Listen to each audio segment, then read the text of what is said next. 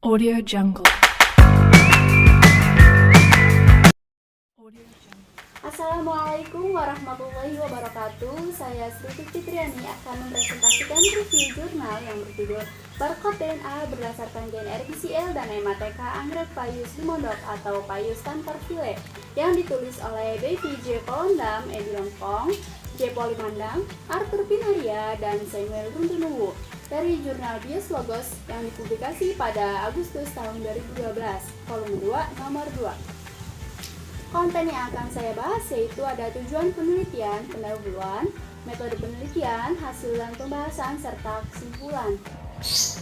Yang pertama yaitu ada tujuan penelitian. Tujuan penelitian ini yaitu untuk menentukan tingkat kemiripan sekuens barcode DNA tanaman anggrek Payus limondok atau Payus Tancarville dengan spesies kerabatnya yang sudah terdata dalam BOLD system. Merekomendasi pengguna barcode untuk mengidentifikasi atau mengkonfirmasi spesies ini dan untuk mengamati variasi intraspesifik. Selanjutnya yaitu ada pendahuluan.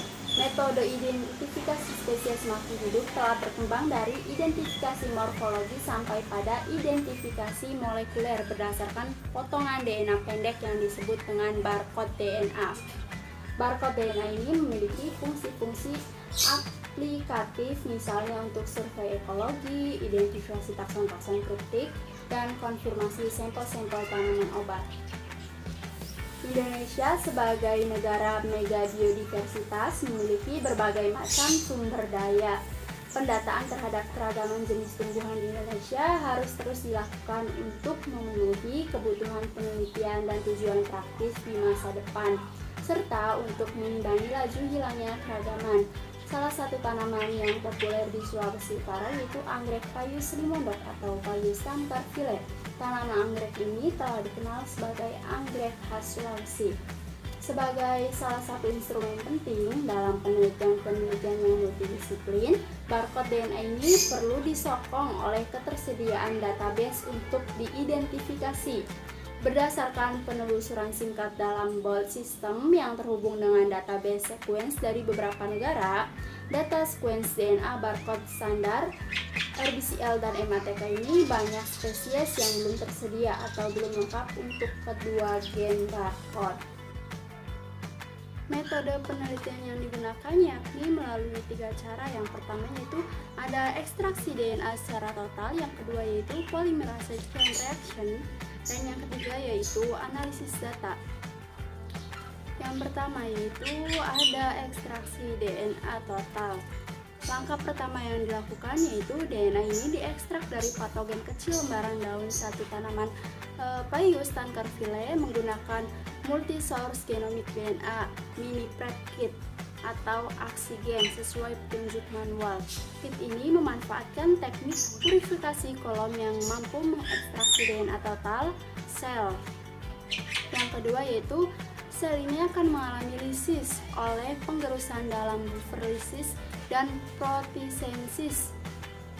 Protein ini dipresipitasi dan hancuran sel dipisahkan melalui sentrifugasi pada 14.000 rpm selama 3 menit. Kemudian supernatan dilewatkan melalui kolom bermembran silika. Selanjutnya yaitu DNA total dicuci dari sisa-sisa protein dan garam, kemudian dielusikan dalam tabung mikro 1,5 mili dan disimpan dalam suhu minus 20 derajat Celcius. Yang kedua yaitu ada polymerase chain reaction. Langkah pertama yang dilakukan yaitu kit untuk PCR menggunakan 5-X-Ribitylload master mix atau salisbiodin. Kondisi akhir ini setiap reaksinya akan memiliki 50 newliter yaitu 1,25 unit tak DNA polimerase. Kemudian masing-masing primer dan kira-kira 0,2 mikrogram DNA total sampel. Untuk primer ini digunakan primer universal yaitu RBCL AF. Untuk amplifikasinya yaitu gen RBCL, serta untuk gen MATK digunakan MATK 3F. Kemudian langkah yang kedua yaitu pengaturan suhu termosiler dimulai dengan denaturasi awal pada 95 derajat Celcius selama 2 menit. Kemudian dilanjutkan 35 siklus, yaitu 95 derajat Celcius selama 30 detik, X derajat Celcius selama 30 detik, dan 72 derajat Celcius selama 1 menit. Suhu X untuk pelekatan primer atau annealing yang disarankan adalah 55 derajat Celcius untuk RBCL dan 52 derajat Celcius untuk MATK. Pita DNA hasil PCR ini divisualisasi menggunakan elektroforesis gen agarosa 1% dan dikirim untuk sequencing ke penyedia jasa sequencing menggunakan primer yang sama. Sequencing dilakukan ini 2 kali dengan arah yang berbeda.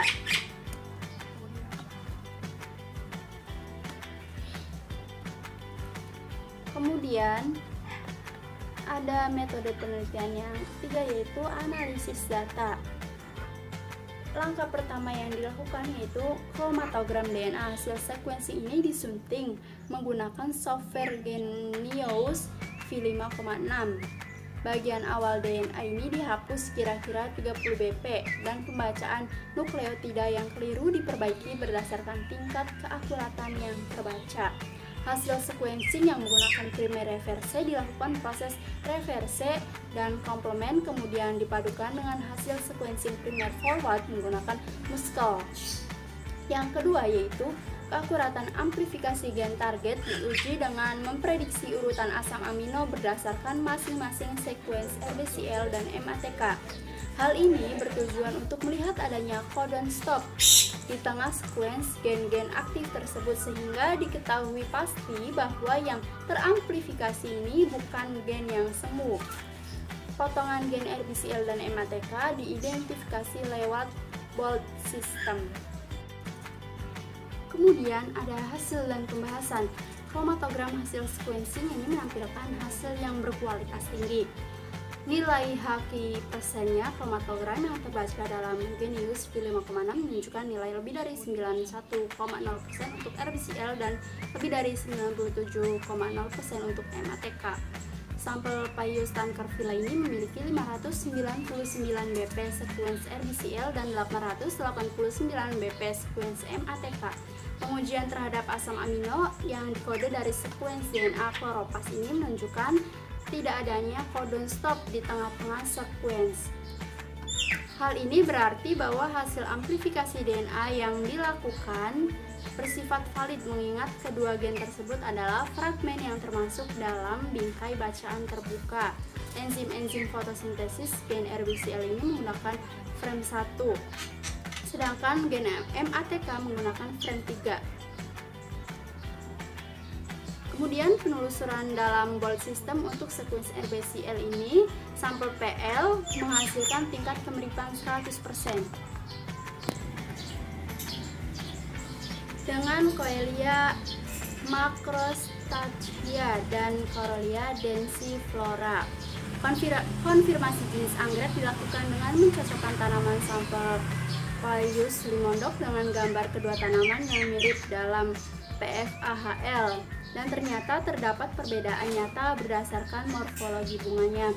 Ini berarti gen RBCL ini terkonfirmasi dan barcode RBCL tidak mampu untuk membedakan beberapa anggota family Orchidae yang berkerabat dekat. Dugaan ini semakin diperkuat dengan adanya 15 spesies lain yang semuanya memiliki tingkat kemiripan yang tinggi dan presentase yang sama saat dibandingkan dengan sampel Paius limondok, yaitu 99,82%. Kemampuan diskriminasi barcode RBCL ini telah diperkirakan oleh beberapa publikasi ilmiah yang merekomendasikan barcode menggunakan gen ini. Meskipun tidak memiliki kemampuan diskriminasi terbaik, tetapi barcode RBCL memiliki tingkat keberhasilan amplifikasi yang tinggi untuk banyak spesies serta mudah untuk di-sequencing. Meskipun demikian, kemampuan barcode RBCL ini dalam penelitian ini hanya mampu membedakan sampel yang ada sampai pada tingkat familinya saja. Selanjutnya itu pencocokan sequence MATK, sampel PL menghasilkan tingkat kemiripan 100% atau identik dengan spesies Paius Tanker Villa yang sudah terdata di dalam Bolt system. Terdapat dua spesimen dari spesies ini yang berbeda cakupan panjangnya, yaitu 837 bp dan 786 bp, dan keduanya ini identik dengan sekuens sampel Paius limondok. Perbandingan dengan spesies lain dalam database menghasilkan tingkat kemiripan kurang dari 98%. Spesies-spesies yang mirip juga berasal dari genus yang bervariasi tetapi masih termasuk dalam famili Orchidaceae. Hal ini menandakan bahwa barcode berdasarkan gen MATK telah mampu membedakan spesies ini dengan baik dan bisa dimanfaatkan untuk identifikasi, meskipun hanya menggunakan barcode DNA yang tunggal. Di dalam hal variasi interspesies, barcode MATK ini memiliki kemampuan pembeda yang lebih baik untuk identifikasi sampel dalam penelitian ini. Kecepatan mutasi pada gen MATK memang peranan penting dalam variasi intraspesifik. Meskipun perbedaan secara genetik sama anggota famili Orchidaceae yang berkerabat dekat dengan Paius tancarville hanya kurang dari 2%. Perbedaan ini cukup untuk identifikasi sampai pada tingkat spesies. Miripnya sekuens spesies Paius tancarville ini menunjukkan juga variasi intraspesifik yang sedikit.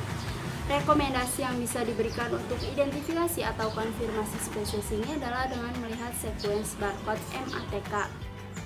Kemudian ada kesimpulan. Berdasarkan hasil dan pembahasan, maka dapat disimpulkan bahwa dengan terdapatnya kemiripan 100% sekuens anggrek Paius tancarville dengan dua spesies kerabat dekatnya, maka barcode DNA RBCL tidak dapat digunakan untuk identifikasi tingkat spesies. Kemampuan diskriminasi barcode MATK untuk tanaman Paius tancarville ini lebih baik daripada barcode RBCL, sehingga dapat digunakan untuk identifikasi spesies secara akurat. Tidak terdapat variasi intraspesifik berdasarkan sekuens barcode MATK antara Paius tancarville sampel penelitian dengan sampel yang sudah terdata di dalam BOLD system. Sekian presentasi dari saya, kurang dan lebihnya mohon maaf. Wabillahi taufiq wal hidayah. Wassalamualaikum warahmatullahi wabarakatuh.